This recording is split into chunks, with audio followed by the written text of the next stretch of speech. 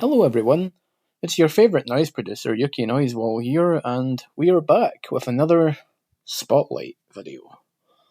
Sorry this one's so late again. I know it's the middle of June and this video is supposed to be for May. There's a few reasons for that, I promise this time I have a good reason, other than I just didn't have time. I was recently laid off from my normie job, which means that all of my focus has been on finding new employment, pretty much. Uh, every minute of my spare time has been dedicated to looking for a new job. I'm kind of in the process of hopefully getting something soon. I've got a few interviews lined up and stuff, but that's kind of why I've not really had time to do this. Fixing my living situation unfortunately comes before making videos for YouTube. Um, Yeah, so that's annoying. Another couple of things I want to say as well. So there'll be significantly less stuff to talk about in this spotlight as well, because I typically use my work time to listen to music, and I haven't had a job to do that. So I did try to listen to a bunch of stuff, but yeah, significantly less music will be talked about this time around. I've still talked about a good amount of things, but there's going to be a bit less than usual, unfortunately. And another thing as well is I may sound a bit different here. That's because I'm using a different computer now. I used to use my work MacBook for recording these videos, but I don't have that anymore because I don't have my job anymore. So I'm using my personal £3,000 laptop with a noise cancelling microphone instead. So I should hopefully sound better, but that will remain to be seen. But yeah, so my whole process in general is very different now because I'm using a different computer. So hopefully my rambling isn't less coherent, because I had a certain structure to doing these videos. I'd record in real time and all that stuff, but now I'm recording a track in Audacity, and I'm going to be editing this video afterwards. So hopefully that's not going to change much, but we'll see.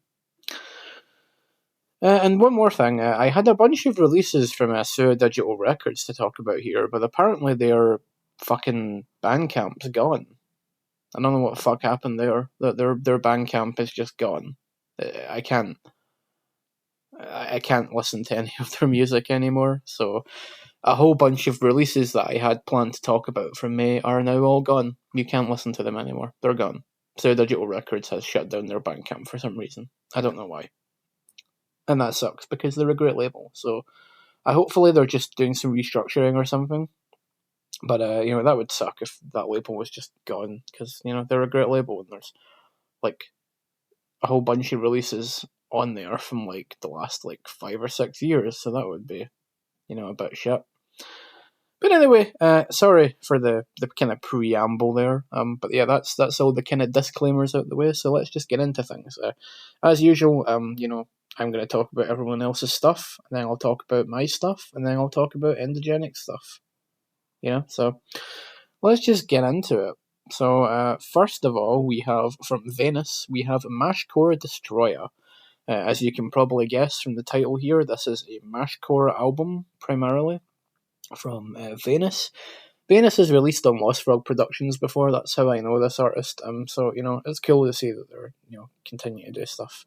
This is just really noisy, chaotic, crazy mashcore type stuff. Very worth listening to. It's really, really good stuff. Some of the better kind of break music from this month.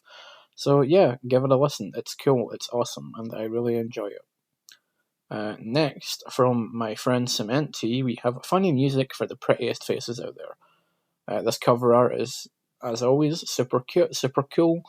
And yeah, Cement Tea is just continuing to do his thing, which is his own unique brand of chaos music. Dark, noisy, chaotic, kind of drum and bass crossbreed dark step music with a bunch of vocal experiments and a lot of kind of unique experimental kind of ambient textures and stuff like that. He kind of just does his own thing. He really is one of a kind in this. I can't stress that enough. This guy is making music that no one else is really making. He's carrying a whole fucking style and genre of music on his back, basically, and it's amazing. And he just keeps hitting. He just keeps doing stuff every month. He's putting out an album or an EP or two, and they're always great. He is trying to make a living off his music, so if you want to support the guy, then you should. By all means, please go support him. He deserves it. And this album is yet another great little project from him. So yeah, Cement Tea, funny music for the prettiest faces out there. Give it a listen. It's super awesome, as always, as you would expect. Next, from Cumsleg Borneo, we have Ocean Cotton.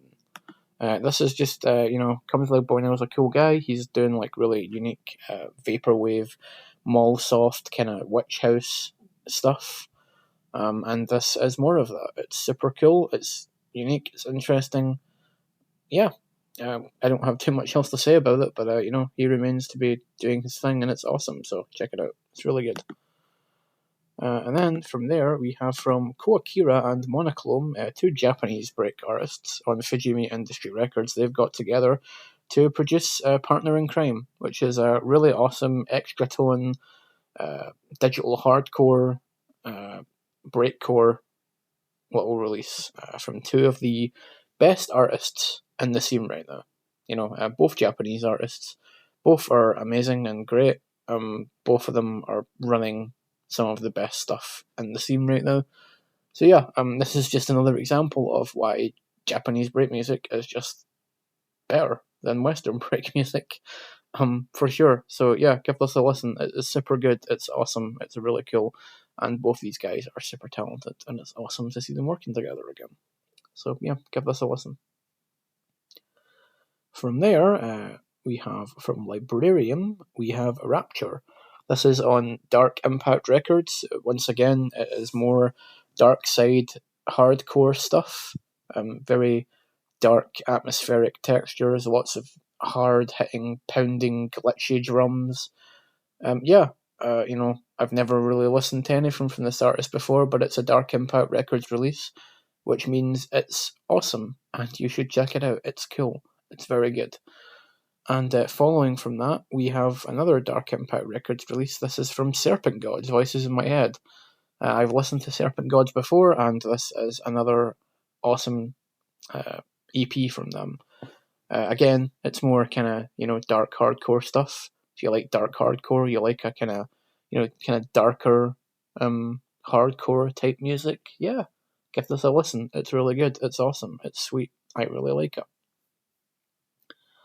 From there, we have on Noise J Records, from Savage, we have the lovely titled Suck My Nuts. This is a crossbreed album, dark step album, super good, very dark, hard-hitting stuff, very abrasive stuff, as you can tell from the wonderful title of Suck My Nuts. If you like kind of edgier, darker, hardcore stuff again, yeah, give this a listen. It's really cool. It's awesome. From here, we have from Break Matrix, we have Project Nectar. This is awesome. This is a really, really cool compilation. I've got quite a lot to say about this one, actually. So, shout out to Break Matrix, first of all, because they're one of the only labels that I've worked with that hasn't completely shafted me and treated me like shit. I've worked with a few labels, especially early on in my career as a UK Noise Wall, and Break Matrix are one of the only labels that has actually treated me with respect and has actually, I don't know, like been nice to me. And actually, just giving me opportunities and stuff. Like a lot of labels just, the thing is a lot of labels that I'll be like interested and they'll go, yeah, that's cool. You've got quite a big following. You make noise music. We'll take you. And then they find out what I'm actually about, and they're like, "Oh no, we can't have that there, honey. No, we need to get rid of this guy. He's too controversial." Yeah, because I'm very, you know what? If you're listening to this video, if you're watching this channel, you know me well enough to know what I'm all about, and I'm very freedom of expression. I'm very opinionated. I'm very outspoken about my beliefs and my opinions. And some labels, many labels, don't like that. They want their artists to be all the same, to be safe, to be on brand. I'm not about that. I've never been about that. And I understand that to a degree, but also, at the same time, if you're gonna sign an artist or whatever, if you're gonna release an artist's work, you should take the effort to actually research whose music you're putting out and what they're all about. It's not a difficult thing to do. That's what I do whenever I take an artist on. But this is a whole other rant. The point is, Break Matrix. They're aware of my reputation in the community. Picaro, Sayori Sign, the two of those guys. They know what I'm all about. I mean, they follow me. They're in my Discord server. I would consider them friends of mine. They know I'm controversial. They know what I'm all about. They don't care. They don't give a fuck. You know. Um, they are more than happy to accept my music and put it out on their label. So despite all that, they don't give a fuck. They put out Healing Noise, and really, really, promoted it and stuff, and that was awesome. That was really nice of them to do that, and I appreciate that. So getting back to this is a compilation featuring many artists from the scene, including myself. I was lucky enough to get a track on here, which I think is really awesome. A lot of compilations, for the same reason, tend to not accept me, uh, whether it be because of my reputation or because of the type of music I make. But Break Matrix just went, fuck it. Your track is cool. We like you. We're gonna put it on here. So I'm on here. My track is Yoko Breaks the Matrix, which is it's a really cool noise track. I was really proud of it. I made a bunch of like glitchy kind of chip tune melodies, and then I fucking put a bunch of noise filters on them. And then I kind of like garbled like alien noises into a microphone and like put a bunch of filters on it and really distorted it and stuff. And it all came together to make some really weird, interesting, broken, glitchy noise music. So I really like that track. I'm really proud of it. I thought it was cool. So yeah, that's cool. But besides me, there's a whole bunch of other cool artists on here. Picaro's obviously on here. Fucking what do you call him? Sayori Signs on here as Monitor Kernel Access.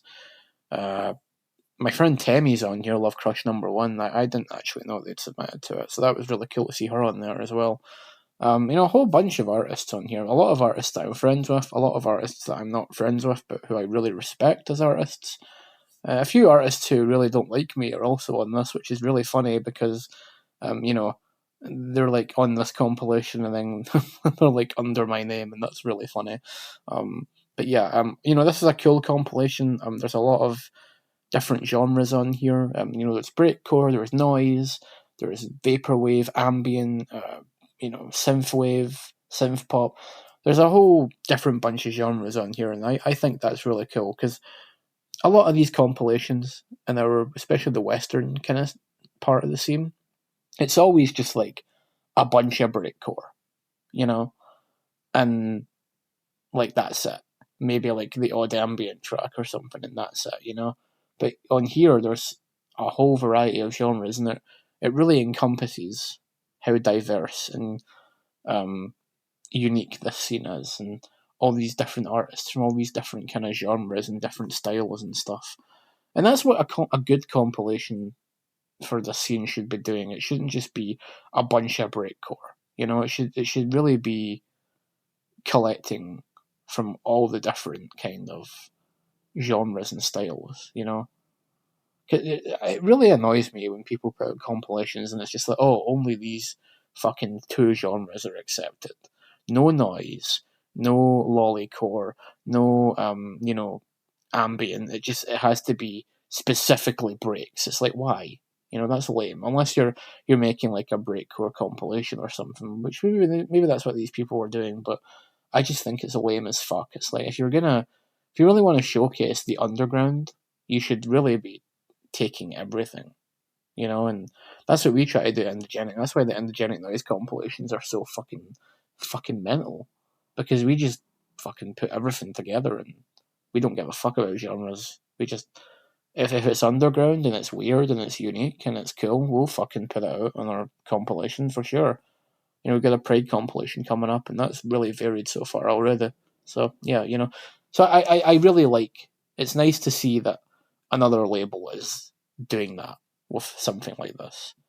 And it's a charity compilation too, so all the money goes to charity. That's really cool too.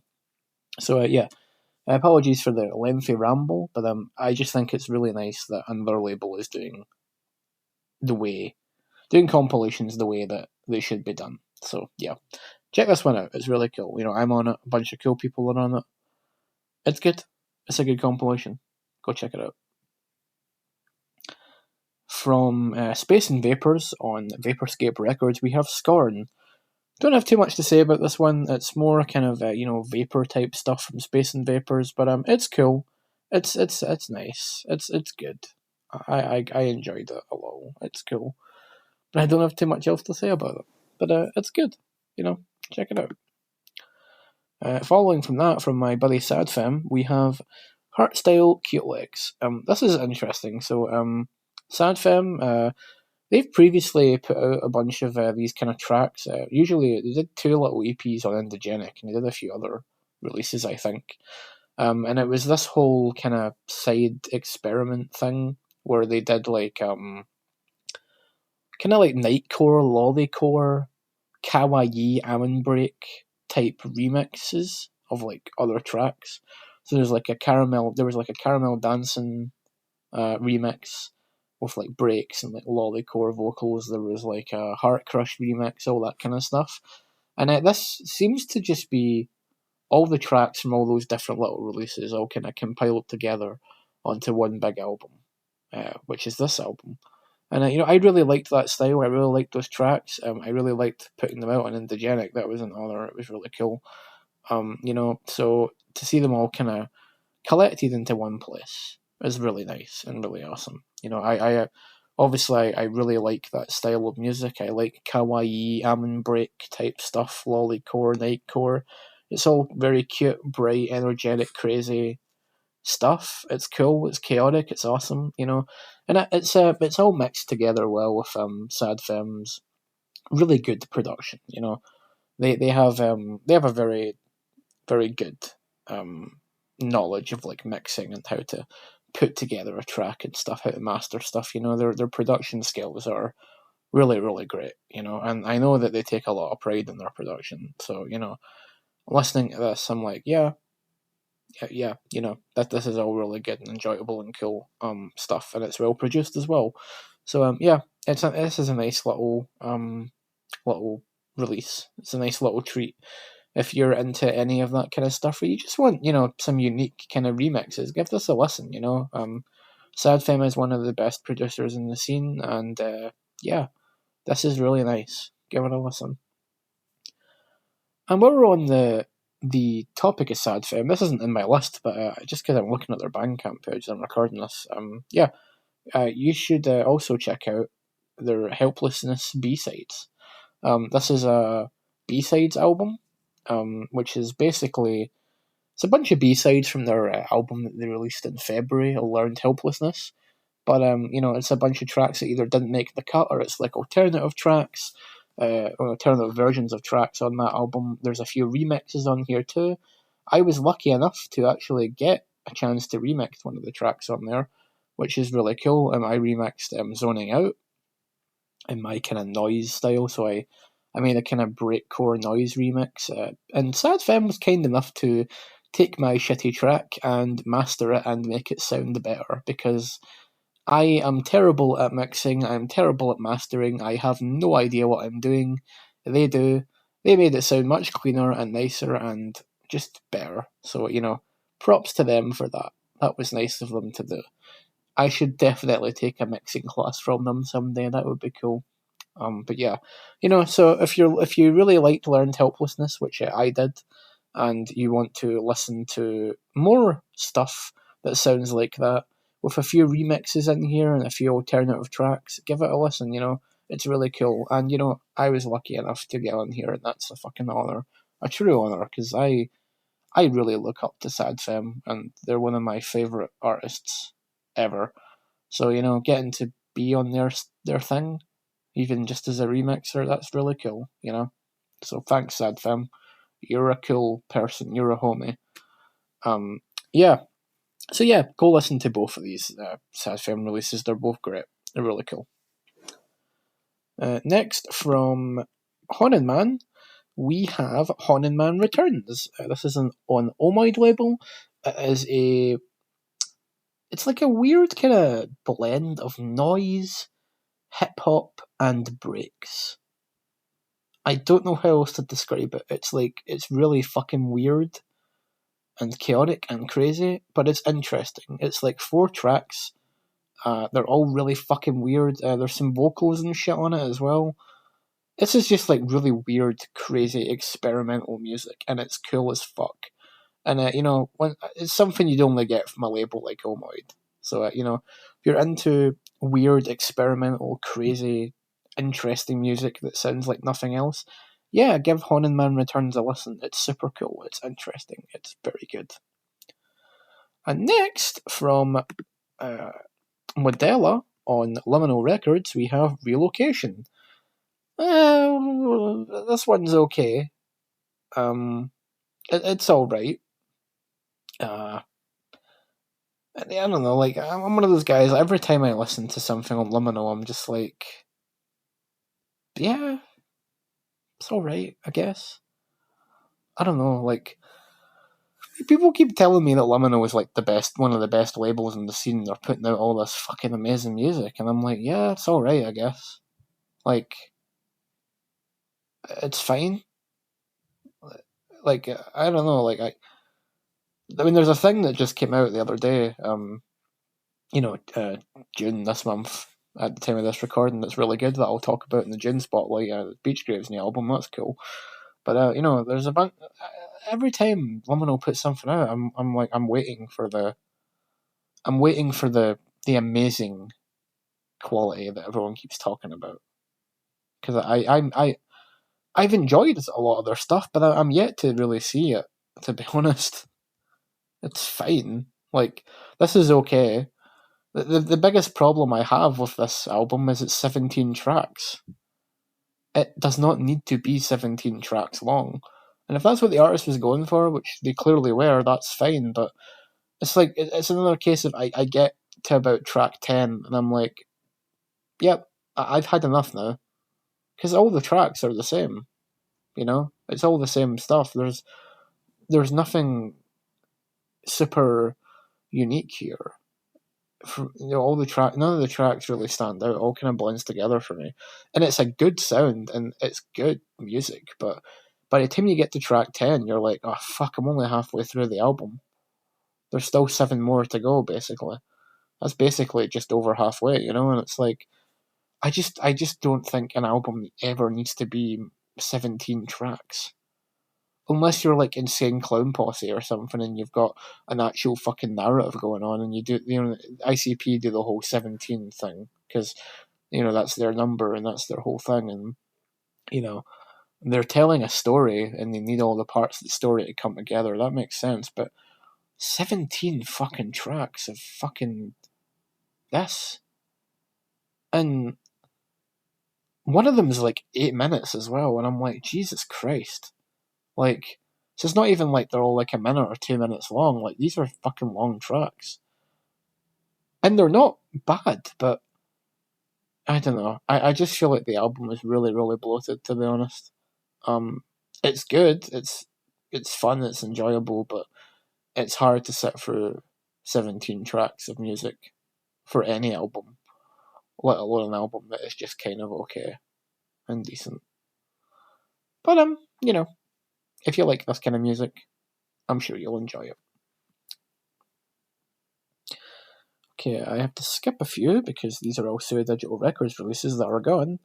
So next, from from, sorry, I got fucking, my images out of order because I still have all the ones that are taken out. Next, from New Potions on Net Positive Records, we have Flappy. This is a Flap album, if you could not guess from the title and from the fact that it's on Net Positive. But yeah. Look, I like Net Positive Records, I think May's label is actually one of the best labels right now. Especially, it's one of the few labels in the scene that actually has fucking integrity right now. But I don't like Flap music. I have made that very clear. My stance on Flap has been made clear. I do not like Flap. I don't really think it's a genre that has much merit to it. And I know people who like Flap. I know May's watching this because she watches these. I know she's gonna be like, "Oh, you just don't get it," or whatever. No, I get it. I do. I understand what Flap is, and I understand what it's trying to do. Like I understand it as an art movement. You know, I understand in general. I understand weird art movements because I am a member of a weird art movement. I'm a juggalo. The whole juggalo scene is about being weird. It's about it's like a weird art movement. It's a lifestyle. It's conveying a message. I get that. I understand that. That's what Flap's trying to do. It's got this whole thing beyond the music. It's about putting out a message and stuff. I get all that. I understand the message. That's cool. But regardless of the message and the intent behind it, the music itself also has to be good. In my opinion, like 5 Star Men, they're always my go-to example for like weird underground experimental music. And 5 Star Men's a one-of-a-kind band. They're the only band who's ever done what they did, and there will never be another band like 5 Star Men. There are people who have tried to imitate 5 Star Men. They have never been successful.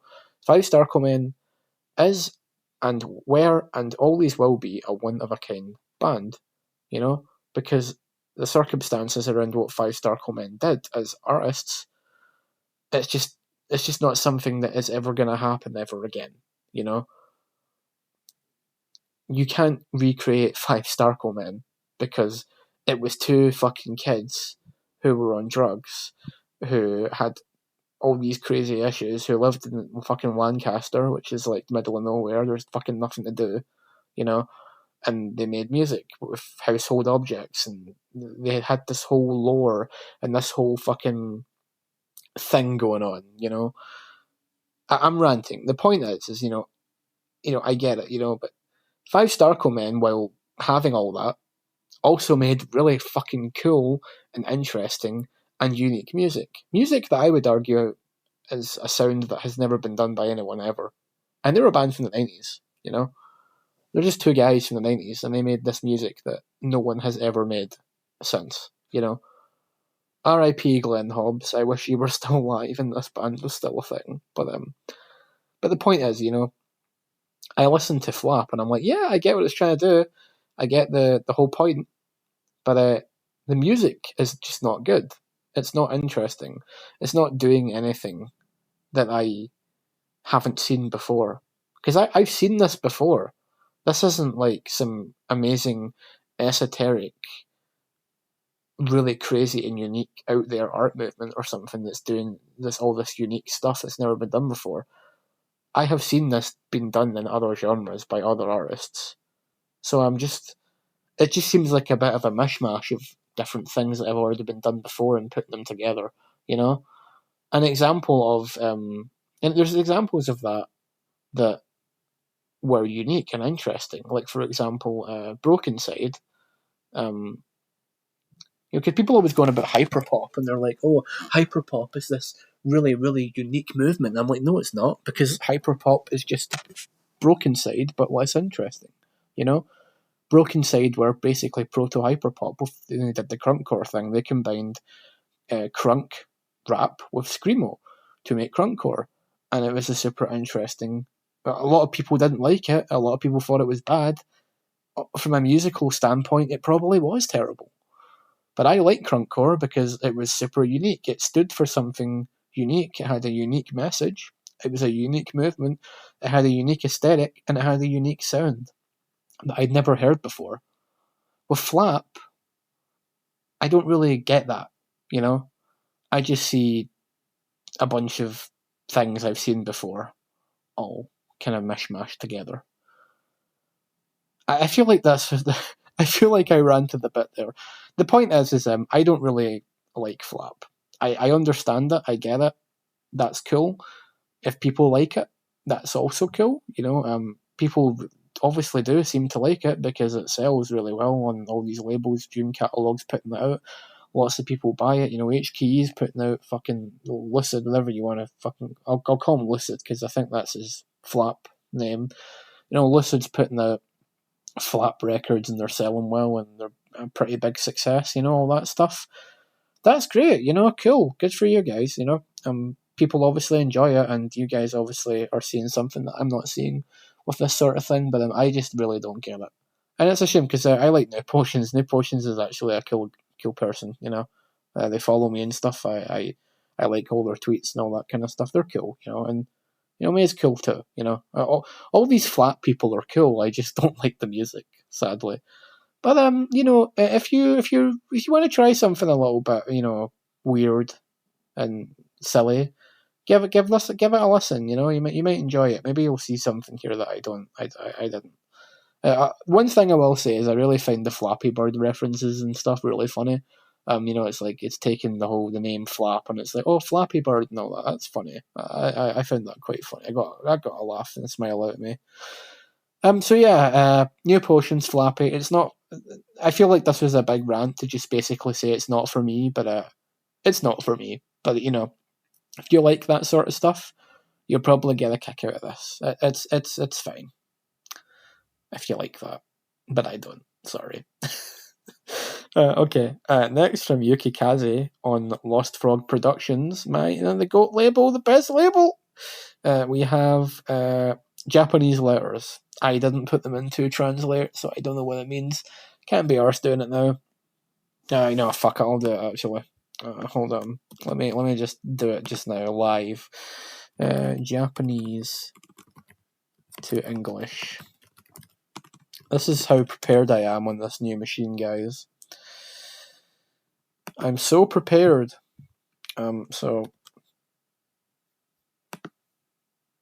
Okay, so it's a Impermanence Revival. That's what the album's called. Anyway, yeah. So this is from Yuki Kaze. It's really great break-related music. It's awesome. It's once again the example of how Lost Frog is just the best label when it comes to this sort of stuff. The best label in general, but again, super unique, well produced, great music. From a very established artist. Curation's on point as it always is. Yeah, go listen to this. It's 5 tracks. You owe it to yourself to listen to probably the best break music of the entire fucking month. Yeah. Lost Frog's the best label. Best music, best curation, best cover art, best everything. Best label. Go listen to it. It's fucking great. As always, love Lost Frog. Lost Frog forever. Yuki Kaze forever. Go listen to it. That's all I gotta say. I feel like I do this every month, but I have to really reiterate. This label is just the best label. Nothing comes close to being as good as Lost Frog. Nothing. They're an inspiration. They're the best label. Okay, that's over with from Dave. Yeah, that's his name, but that's the artist name, Dave. There's no surname, there's nothing else.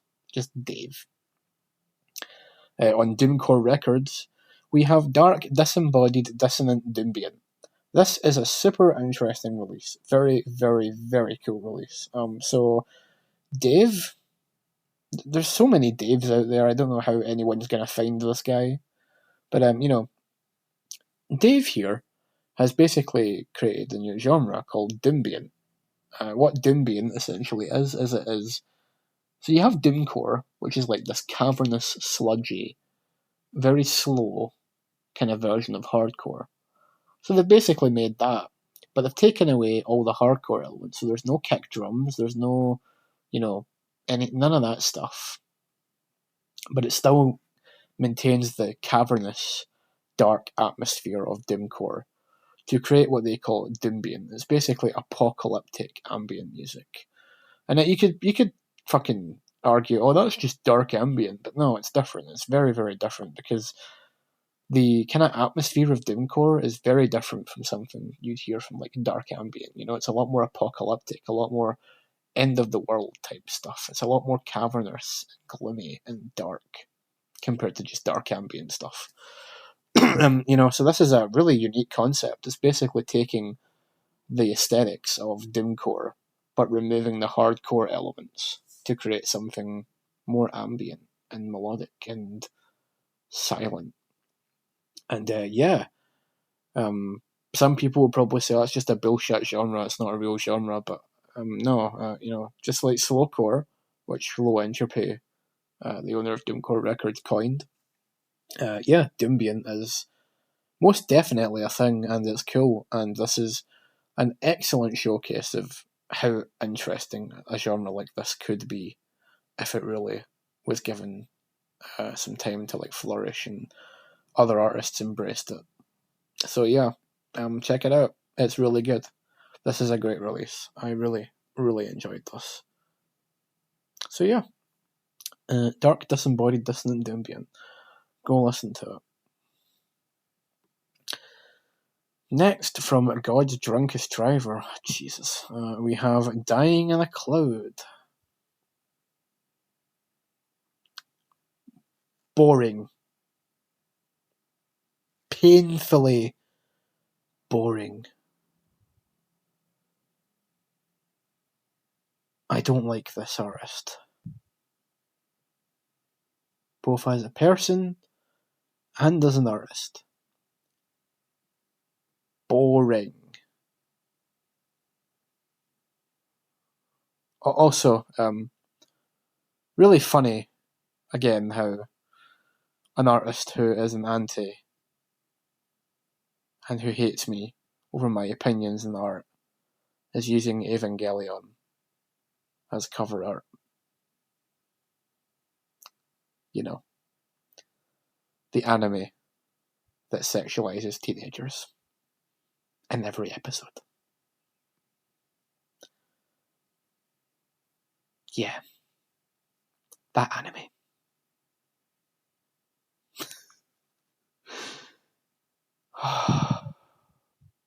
Next. Okay, next from Venezoid. Oh, fuck, I forgot I put this person on the list as well. Next from Venezoid, we have the Venezoid Bullshit Collection, and it is aptly titled because this album is also bullshit. It's terrible. It's bad. Is that 9? I can't even read it because the text is terrible. I think it's 9. 9 tracks of insanity. Yeah, well, fucking drove me insane because it was fucking shite. It was terrible. I don't like Venezoid. Both, again, another person who I don't like as an artist and who I don't like as a person. Venezoid was, their music aside, just talk about them as a person. Venezoid was incredibly horrible to me on social media for absolutely no fucking reason. I've never spoke to them, never interacted with them on a personal level. I've talked about their music and I gave my honest opinion, but I've never spoke to them. And they just randomly decided to harass my label, harass artists on my label, harass me for no fucking reason. They claim this album here is tracks they made when they were like 14 or something. Well, must have been a year ago because the way you're acting online, you gotta be fucking 15 or something. Yeah. They called my label a cuck label, which I thought was really funny because they then proceeded to share NTR hentai recommendations on the labels page. Because if we're a cuck label, we might as well show what makes you the best cuck stuff. Don't fucking kink shame, bro. There's nothing wrong with being into Nettlerware. But yeah, besides all that shit, that was really funny. Besides that, this album, it's bad. The music's terrible. It's generic. It's awful. It's shite. It's bad. Don't listen to it. Complete fucking waste of time. And fuck Venezuela. They're a cunt. I'll just say it. They're a cunt. Fuck them. Their music's shite. Their personality's shite. And I'm glad you got kicked off your fucking shite label. Fuck you. Next, from Uneven Surface, we have Wandering Through Emptiness. Uneven Surface, Jace, my buddy Jace, he's great. He's been doing this music thing since the 90s. He's really fucking talented. He's one of the best noise artists in the entire fucking scene. His brand of noise is incredibly unique. He does it all with analog equipment and stuff like that. He doesn't use a DAW; it's all analog shit he uses, pedals and stuff. And he's got his own Bandcamp now, so you can go listen to this in his Bandcamp. Check it out. This is really cool. It's great stuff. His typical broken transmission style of noise wall. It's great. It's awesome. I love it. It's super good. Do check it out. Much love to the homie Jess. I love him. He's a good guy, and he deserves more fucking. He just deserves more love. So yeah, go check it out. Next, from DJ Kuroneko, we have I'm in the Killer. I believe this is just a re-release on Mad Bricks. I think it's a re-release. I think it was like a physical re-release or whatever. Yeah, it's fine. It's a Mad Bricks release. It's just, it's average break music. It's fine. I don't know. As always with Mad Bricks, it's like one of those things where it's like, yeah, it's a Mad Bricks release, I guess. Yeah, that's alright. Yeah. Next, from Cat Destroyer, we have Unity 6. Once again, I just want to say I'm really happy that Cat Destroyer is back and doing their thing. He's a good friend of mine. He's really talented. I'm glad he's back. This is a part of the Unity series where Cat Destroyer basically does every track's a collab with a different artist. So there's one with Cyan Anxiety Orchestra in here, for example, but every track features a different artist. And it's a kind of mix of breakcore, speedcore, some noise in here too. It's all these kind of different genres of all these different artists, and it's great. It's super good. Much love to Cat Destroyer. If you want to see Cat Destroyer with some new music, teaming up with a bunch of different artists, yeah, check this out. It's great. It's really, really good. Really enjoyed it. Another Doomcore Records release from Ria Roido. We have Browsing. This is another, kind of doomcore type release. Very dark, cavernous, sludgy shit. It's really, really good. It's awesome. It's more what you would expect from the label, as always. Yeah, it's super good, and it is well worth your time if you like that kind of stuff. From there, from Lord Cernanos, my buddy Lord Cernanos, we have Smashing Her Head with My Hammer. Lovely title, first of all. This is just a 6-minute noise track from Lord Cernanos. This is a little bit different from his usual noise. It's not really harsh noise wall. It's more kind of like sounds kind of like an overdriven like guitar, like that kind of thing. It's really cool. It's a nice little 6-minute track. You can find it over on Yuri Society. Yeah. Yeah, do check it out. It's really good. It's awesome. My buddy continues to make some of the best noise music in the whole scene. Give it a listen. The next few are just a bunch of Lord Cernanos stuff, actually. So another Lord Cernanos release, we have Get Some Help, which is a harsh noise wall EP. It's a 23-minute long single track EP of harsh noise wall. It's very cool. It's great. I love it. Go give it a listen. And finally, another Lord Cernanos release, we have an ambient noise wall low bit EP in the form of YS169. That's just the name is just the catalog number for the label. But yeah, 23 minutes of ambient noise wall, low bit type music, very unique, very interesting, different, give it a listen. It's well worth your time. Very enjoyable stuff. Love it, as always. Okay, there's another Sumo Digital one here, so I'll skip that. Yeah, okay, so from James F, we have Interdimensional. James F's been doing this kind of music for a very long time, this kind of dark hardcore stuff. He's been doing it for ages. So this is more stuff on Doomcore Records again. Another veteran continuing to show just how fucking great they are. So yeah, give this a listen. It's very, very good. From there, from Tema on Mad Breaks, we have Nerdworks. And I'll give it credit where it's due. I regularly talk about how I think Mad Breaks are a pretty mid label. But Tema is actually very, very great. He's very, very good. He's one of the few artists who's in that kind of clique that actually makes really good music. He's great. His stuff is really good. Yeah, just the way he does stuff is just interesting and unique. It's very in line with what the Japanese side of the scene does. There's all these breakcore artists who are in that kind of circle, like that talk shit and act like they're amazing and they're the best, and they're great and all that. Tema is. He can actually back up his attitude because his music is very fucking good. And this is a fine example of why that is. Tema's great. His music's really great. And in general, he just seems like a chill dude. He's actually a really chill dude. He kind of, outside of making a fucking post shitting on Sewerslot or something, generally the guy is really chill and just kind of, does his thing.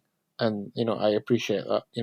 And his music is really good. So, if you, one of the better, probably the best Mad Breaks release of this year so far, actually. So yeah, give this a listen. It's really good, and I really enjoyed it. Yeah. After that, from my buddy Picaro, we have Overdose Machine. This one's notable for a few reasons. First of all, it's really fucking good. Really, really great stuff. The cover art in general is beautiful. But the cover art is great. The music is amazing. It's like an excellent follow up to their last album, their debut album, which was one of my favourite things of the year so far. So, this is a very, very solid follow up. It's more of the same kind of stuff, but it is very, very good. Breakcore, ambient breaks, drum and bass, all that kind of stuff. But what's notable about this is it was actually released on that Siberia place or whatever, Siberia Space. I can't remember the fucking name of the label. The label that's run by the fucking 15-year-old kid that everyone fucking disliked, And even I didn't like the kid, but he's put out this on his label, and you know what? The kid's really turned himself around. He's really turned things around. He's apologised for the way he's acted and stuff. The way he's ran his label, the mistakes he's made. He's really owned up to his mistakes and his errors, and he's apologised for them. And he's trying to move forward and really, really handle things as a professional. And he's doing that because he put this out and it's really good. The physicals, I think there was physicals and they were pretty good too. So that's cool. This album being on that label is a turning point for that label and this kid and what he's doing. So yeah, check this out. It's really good. Support the label, support the artist. It's all great. It's great. So yeah, that's that. Next, from Lord Cernanos again, we're back to Lord Cernanos again. We have Goblin, which is a dark ambient drone EP, single track again, 55 minutes, so it's pretty fucking hefty. 55 minutes of dark ambient drone music, and it's great. As always, it's great. Check it out. It's super cool. I like it. And you can find it on Urea Society. All the Lord Cernanos stuff I talked about in here, you can find on his label, Urea Society, which is a fucking great label. And the label deserves more attention. Go check them out and check out their catalogue. Okay, after that we have from what's this one again? Oh yeah, from Rosary Gore we have Pixelated Gore. Rosary Gore is the side project from my buddy Wavy Panda. Yeah, this was on Net Positive Records. It's really cool to see Wavy Panda working with Net Positive. That's cool. This is it's hard to describe this one. The best way to describe this is it's like breakcore, hard vapor, IDM, post vaporwave type stuff. Nate describes it as 10 ultra hardcore tracks. So we'll go with that. It's ultra hardcore. And yeah, it's cool. It's very good. Wavy Panda is an excellent producer. He makes awesome stuff. And this is no exception. This side project is super cool and it's very good, and you should listen to it. It's great. One of the best things Net Positive's put out this month. Go listen to it. Yeah. So yeah, super, super good. Really, really liked it. And then another Net Positive release. Oh, tell a lie, I haven't got there yet. So first of all, sorry, I got my order mixed up for some reason. But yeah, okay. So next, from this is a special one. So from my buddy Temi, Love Crush #1, we have her brand new album, Daybreak Deceiver. I have a lot to say about this one. There's a lot to say here. So first of all, I just want to say, this album is amazing. It's very, very good, and I feel like it has not gotten the credit it deserves. I feel like, in general, Temi doesn't get enough credit for what she does. She's a very, very talented artist. She's making music that is very different to what everyone. Her music, it really stands out because a lot of people in this scene are just making sample based music. They're taking samples and they're chopping them up. Breakcore style. They're doing the vaporwave thing where they're pulse stretching or they're putting filters on things. And I do that too. I mean, a lot of my stuff is original compositions with noise filters and stuff put on. But Temi's music is completely original. There's next to no sampling in it, really.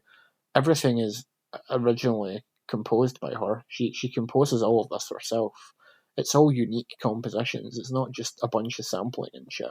You know what I mean? She writes all the music herself. She writes all the melodies and stuff. And not for this album, but she generally mixes it all herself too. And I just feel like a lot of people don't really give her credit for that. She's one of the few artists in the scene who isn't sampling things. She's just doing it all herself. And she's making very, very good synth pop, synth wave.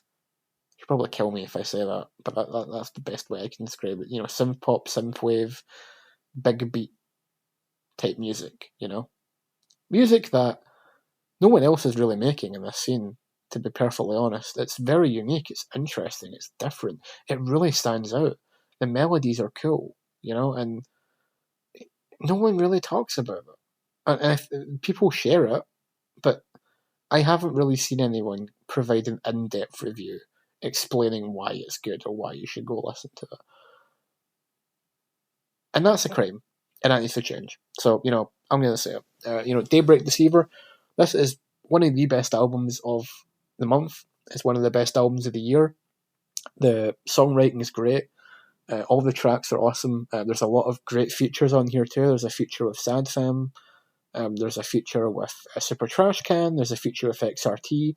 All artists that are really, really talented and great in their own right. This album is chock full of talented people, who have all released great music. XRT is great. Super Trash Can is probably one of the best producers of breakcore stuff, in my opinion. Sad Femme, I obviously talked about them earlier. The stuff they're doing is just fucking great, And Sad Femme also produced this album, which is kind of it's been a bit of a sticking point, it seems, because whenever people talk about the album, all they do is talk about the mastering and the mixing and how good it is, and no one talks about the actual songs. That's not a bad thing. I mean, Sad Femme's production here is great. It's very clean. Most people like it. So that's good. It's clearly a thing people like about the album. But no one's talking about the songs. Why is no one talking about the songs on the album? There's fucking 10, I think it's 10 if I remember right. There's 10 songs on here. And they're all great. They're all really unique. They're all interesting. They all have great melodies. They're all catchy. They're all a bop.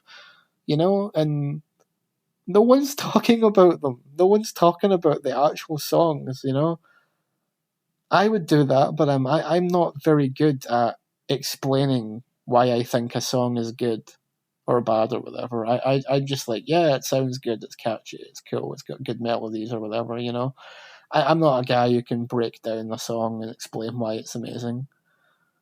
But the songs here are good, and we need to talk about them. They are all great songs. They have very catchy melodies. They have very interesting production. The song structure is cool. I saw someone on Rate Your Music say, oh, this would make a good video game soundtrack. Don't say that. Don't fucking say that. That's so reductive and isn't saying anything.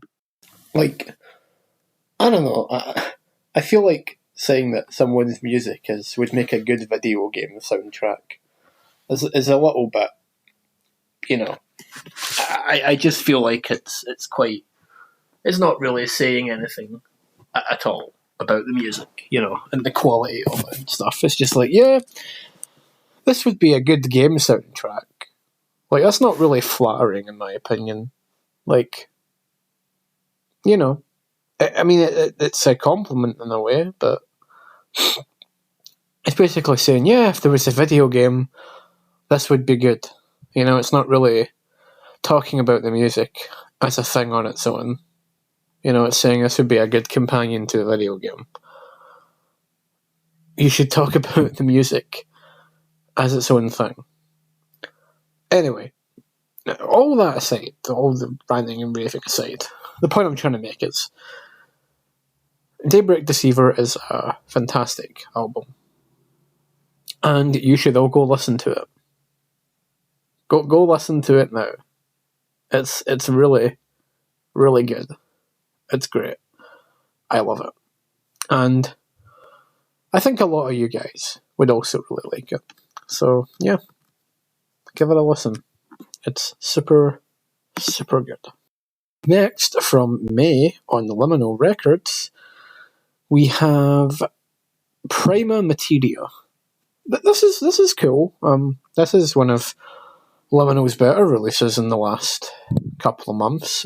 This is a 7-track album EP thing. And the best way to describe it is it's kind of like glitch with elements of dream punk, minimal techno. It's very experimental. It's different to a lot of the stuff you would usually listen to in this scene. Yeah, it's good. It's cool. It's interesting. I like it. I prefer Wet Cat Smells stuff overall to May's solo stuff, but it's still really cool. It's good. It's enjoyable. It's got some cool textures, nice and glitchy, chaotic, experimental stuff. It's really good. It's definitely one of the better things on Liminal, for sure. So yeah, check it out. After that, on Net Positive Records, we have from New Potions, we have Neo Flap. This is another Flap album. It's kind of a sequel to Flappy, I guess, both in its music and you can tell from its cover art. This is fine. It's nothing amazing, but my opinion on Flap, I've already made that pretty clear. So it's not really for me, but if you're into that stuff, I'm sure you'll really, really enjoy it. So it's just more of the same. Everything I said about Flappy kind of applies here, really. From then, we have, from Master Marble, we have Cavern of the Subconsciousness. This is a release on Slowcore Records. As you would expect, it's a really long, slow, sludgy, cavernous hardcore music. Slowcore Records is probably one of the best labels for this type of stuff. It's very, very, very slow, sludgy music. Very dark, atmospheric. It's great. It's cavernous, beautiful stuff. If you're into that stuff, you will really, really enjoy this. Check it out. It's super good.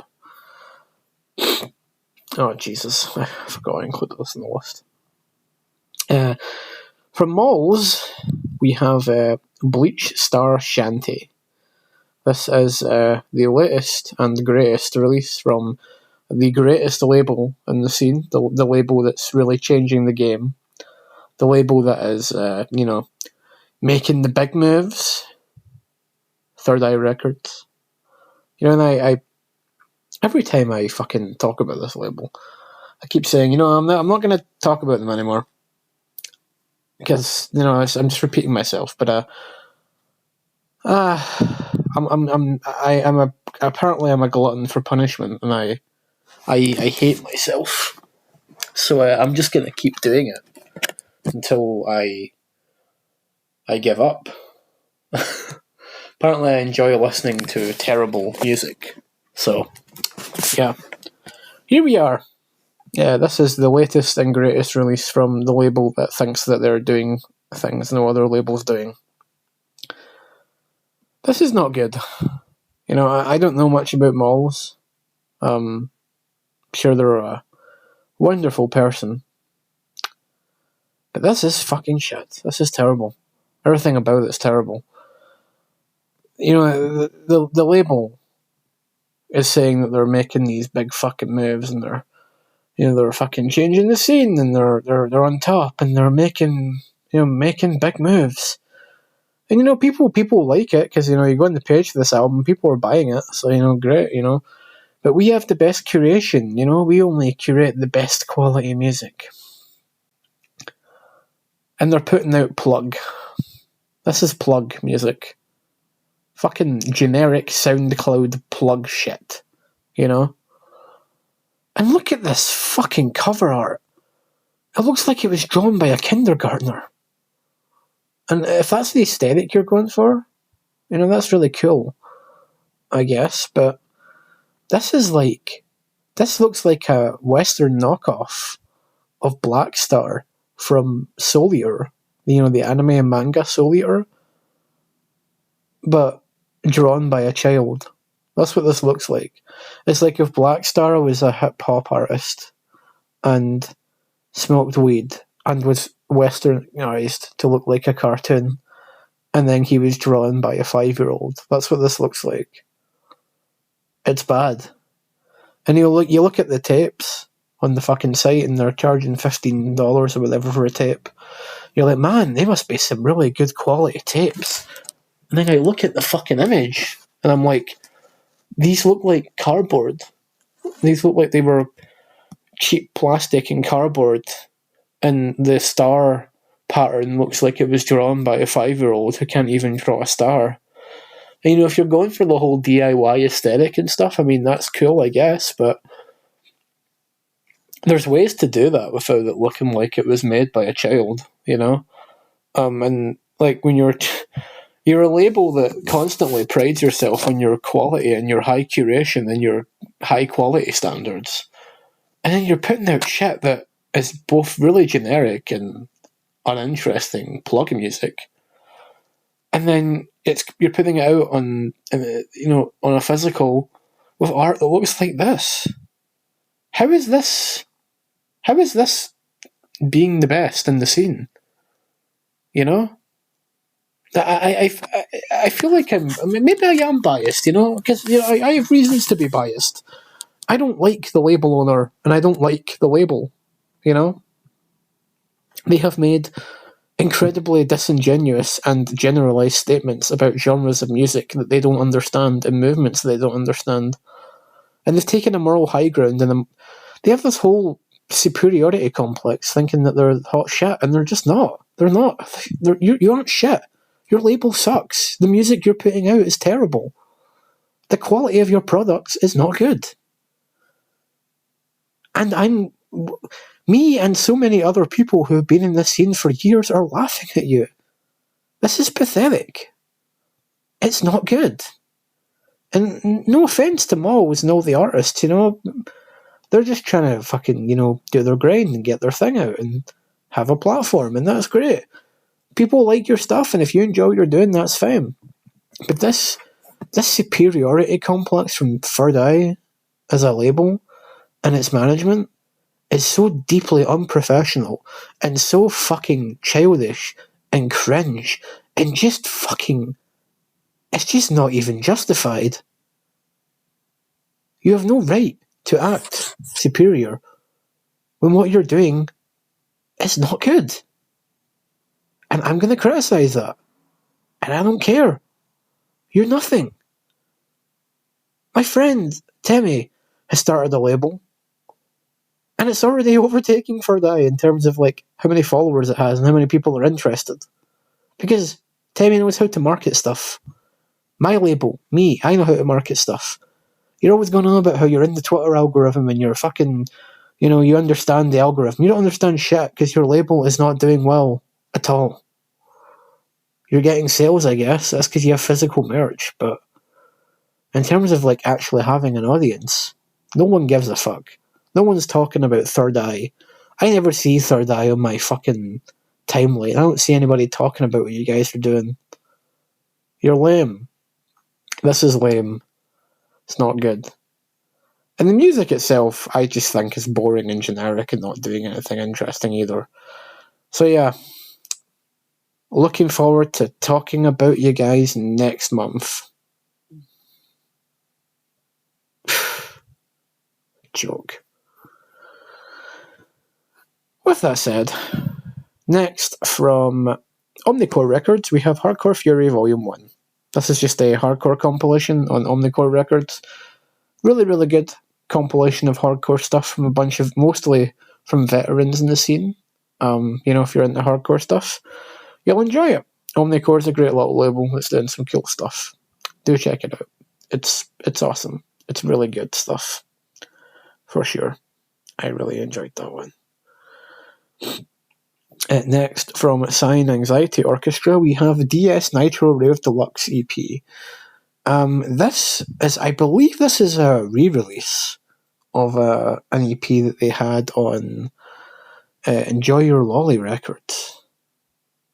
I'm sure. That was Macadie's label that didn't last very long at all. I believe this is a re-release of that with some extra tracks or whatever. Yeah, Cyan Anxiety Orchestra's cool. He makes good music. He's one of the best breakcore artists in the Western scene. And this is excellent. This is just another fucking solid entry in his catalogue. Give it a listen. It's super good. It's really cool. And I really enjoy it. And then from Wet Cat Smell, we have Untitled. This is on Net Positive Records. This is just more kind of IDM stuff from Wet Cat Smell. Bit of IDM. Yeah, it's pretty cool. It's great. It's more, just more of the same from them, really. But it's really, really good. I enjoyed it a lot. And if you liked Wet Cat Smell stuff, you should check this one out. It's really cool. You can find it on Net Positive Records. Give it a listen. And finally, from The Monarch, also on Net Positive Records, we have Ambient 1. I believe there's an Ambient 2 in the mix. But yeah, this is a really cool project from The Monarch. It's some ambient bangers. Very, very cool atmosphere. Very, very nice kind of textures and stuff. I really, really enjoyed this one, actually. It's super cool. It's super good. And you should definitely check it out. It's one of The Monarch's best works. It's a mix of kind of down-tempo, drone, ambient type stuff. It's beautiful. It's really, really beautiful stuff. Very atmospheric stuff. It's really nice. And, you should check it out. It's one of the best kind of ambient type releases of the last little while. And it's good. And I'm really looking forward to Ambient 2 if it ever happens. So, yeah. Do check it out. It's super good. Okay, so everything else I had on the list was from Sue Digital Records, and they were gone. So that's a shame. I can't talk about Sue Digital Records anymore. So yeah. But so now we're going to talk about my stuff. So I only released 2 things this month. The first thing is a split between me and CZC, also known as Cunt Splitter Core. We did a collab, split EP called Noise Cloning. We did 2 tracks each. CZC did the cover art. It's really creepy and weird, but also cool. And I did 2 kind of noise tracks. One was like a kind of carnival sounding noise thing. I made a bunch of carnival instrumentals and turned them into noise, and that was quite funny and cool. And did another track that was a kind of hip hop noise wall type track, another Yoko theme track, as I always do with these kind of things. And CCC did more kind of noise, glitchy type stuff. So yeah, this was really cool. I enjoyed this, and I hope CCC is doing well. And then after that, we had another EP from me. This is Spectral Suicide. This is probably my favourite thing that I've ever done. The whole idea behind this was I really recently got back into Legacy of Kain, that old kind of video game franchise, the gothic horror franchise, vampires and souls and all that shit. And one of the coolest things about the series to me was always the whole like spectral realm stuff. Raziel shifting into the spectral world and the atmosphere that came with that. Whenever you're wandering the spectral realm, so the Soul Reaver games, there's this like kind of creepy, spooky ambience, And so I wanted to kind of recreate that feeling, that kind of gothic ambience of wandering the underworld and being trapped in this dark, evil, twisted version of the world. So I came up with a concept. I originally just made a kind of track for fun that was just like, recreating that kind of atmosphere. All the kind of screeching and crying and moaning of tormented spirits and stuff. And then I ended up going, why don't I make this a whole album? So the concept is the main character, she kills herself, and she ends up trapped in the spirit world. And she's wandering this evil, twisted plane of existence. And she realises she's made an awful mistake, and her soul is now trapped in this dark, spectral world. And each track is her wandering a different area of this twisted world, There's spectral ambience, which is the general feeling of the world. There's going to the swimming in the Lake of the Dead, where she's like swimming around the Lake of the Dead. I sampled Soul Reaver's intro theme for that, actually. I was wandering aimlessly around the underworld and stuff. All that kind of stuff. It's a very dark album that takes you to a really dark place. This twisted world where you go when you take your own life. And at the end, though, I did something different where I got a guitar and I made an original triumphant guitar composition. And it's supposed to symbolise the main character coming back to life and escaping this world and coming back into our world and living. I called the track And Yet I Lived, and I purposefully made the track 2 minutes and 22 seconds long to symbolise the angel numbers, and it's a very hopeful track. And, people really seem to enjoy this one, and I'm glad they did, because it's a very personal project to me, for a lot of reasons. In a way, it's relevant to me, and things I've been through. So, don't want to get too heavy in a music retrospective video, but yeah, it's very, it draws from my experiences with suicide, and coming out on top from it. So yeah, my most personal project yet. Very relevant to my own experiences.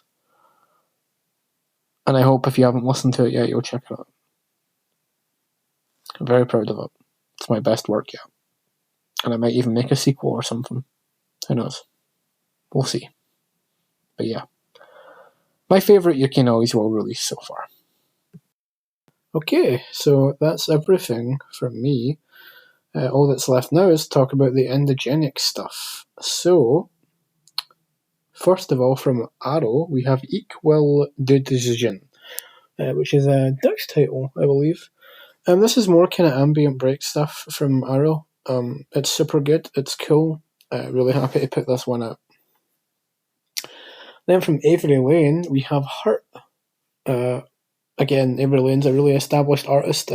Really happy she decided to work with us and put this one out. It's super good. If you enjoy Avery Lane's previous kind of Jersey club drum and bass ambient type stuff, yeah, give this a listen. I really liked this one. This one here is a little weird. This is from Lolly Fun. They just contacted me by email and they don't seem to have any Bandcamp or anything like that. This is Lolly Fun with Friends. It's a 50-second long noise track, but it was cool, so we put it out. Yeah, check it out. It's interesting. Next, from Unknown Entity, which is an unknown anonymous artist, we have life forms slowly devoured for 1,000 years in an unnatural stomach that keeps life forms alive. The title of this is based on the Sarlacc from Star Wars, Return of the Jedi, the big creature thing from Jabba the Hutt's palace, the one that lives inside the big hole and it digests you for 1,000 years. So, yeah, the whole concept is to try and recreate that into like a dark ambient noise type sound, and it's really cool. The artists themselves, I know who it is. You can all probably guess who it is too, but this is their unknown entity, their hidden alias. So yeah. This is cool. Yeah, it's really good stuff. And yeah, check it out. And next from Stranded, my friend Stranded, we have 1,000 Nights, 1,000 Dreams. This is another kind of ambient, dark ambient release. It's cool. Check it out. From Uneven Surface, Jay Shrum, we have Subframe, another excellent showcase of JC's very unique style of harsh noise wall and broken transmission noise wall. It's amazing. This is great. Jace is one of the best harsh noise wall artists in the entire underground. Very, very underrated artist. So please check this out. Check out all his stuff. It's great. It's really good. I'm really happy to put this one out as always. And then from Lord Cernanos, we have Gamma Ray Burst, which is it's an experiment. He was trying to do something and he ended up accidentally creating some kind of space ambient type stuff. So we ended up getting this. And it's cool. It's a really dark ambient, space ambient journey through like the cosmos and through space. And it's really narrative and it really immerses you and takes you on this really cool journey through like the deeper reaches of the galaxy. It's really cool. I really enjoyed this. It's interesting to see Lord Cernanos put out something that sounds like this. So yeah, check it out. Then from Guardian, we have Returning for the Slaughter. Yes, Guardian is back with his very unique and DIY, aggressive, offensive hip-hop. And he's got a new kind of twist on this. So this album, it's his usual style of hip-hop, attacking public right-wing figures and criticising them through rap, but he adds a kind of punk aesthetic to it, so it's more kind of like punk rap. It's got like hardcore punk guitars and stuff, and he's like screaming over it. The vocals are really, really DIY.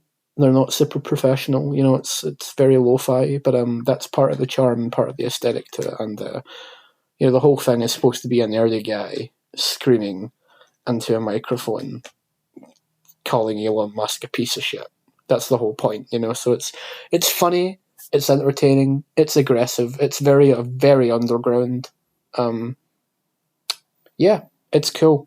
I really like this, and I hope Guardian keeps making stuff. He's great. Then from Seth Amofi, we have our business is concluded. Goodbye. Halo's Jeremed.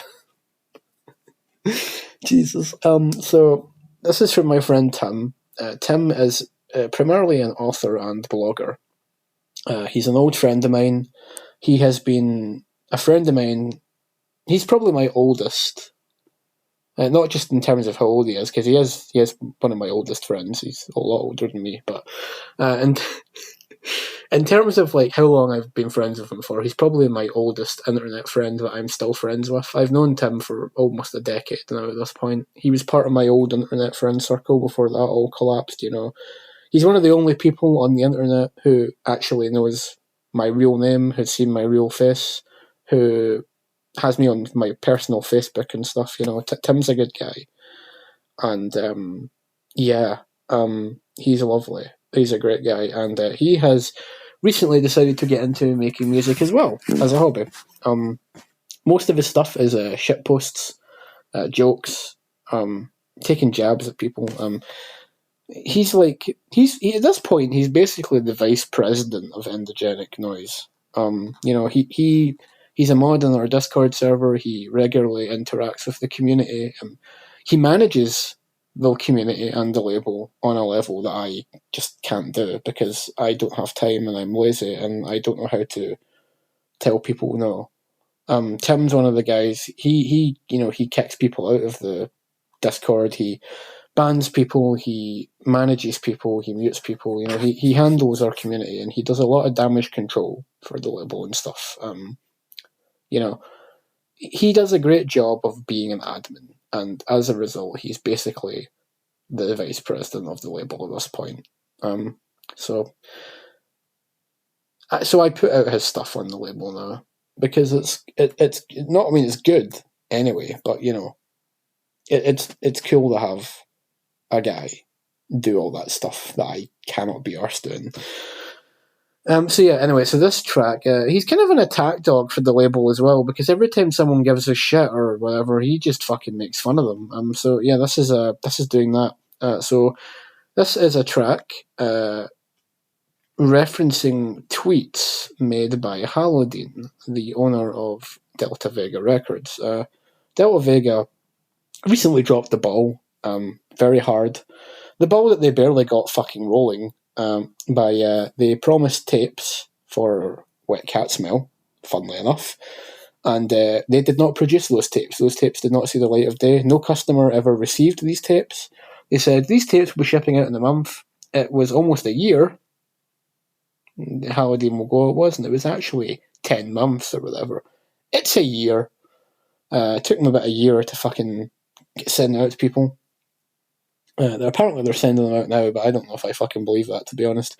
People paid money for these tapes. A lot of money. And one, May never got paid for them. First of all, she never got her money. And second of all, the tapes never got shipped out. So what happened to the money? You know? She's been paid now, apparently. But, you know, rather than, take on board that criticism and go, oh, I'm really sorry, guys, I fucked up, you know, my mental health isn't doing so well. Because that was her excuse, you know, my mental health's bad, my life's chaotic, all that stuff. Rather than just turn around and go, hey, look, I'm really sorry, I fucked up, my mental health is in a terrible state right now, you know, I can't afford this, I can't afford that, you know, I'm out of a job, you know, all that stuff. Rather than just apologise and say, look, I'm really, really sorry. Halodine instead decides to talk shit and respond to the backlash by going, well, it's fuck you guys, you're all cunts, you're all awful. You know, our business is concluded, goodbye. That's what she said to me. Our business is concluded, goodbye. So Tim decided to take all the tweets where she referenced this whole situation and make them into a song. And it's really funny. This cover art is a picture of her turned into an anime girl via AI art, and it's really funny. Apparently Halodine's seen this and has not taken kindly to the video. She called us a bunch of lolicon clout chasing lolicons, which is really funny because Tim's not a lolicon and neither is anyone else on the label, really. It's just me. But, you know, when you don't do your research on the people you're talking shit about, and you never actually make an effort to talk to them or start a conversation with them, you know, that's what's going to happen. You're going to make generalised, sweeping statements that don't actually make any sense.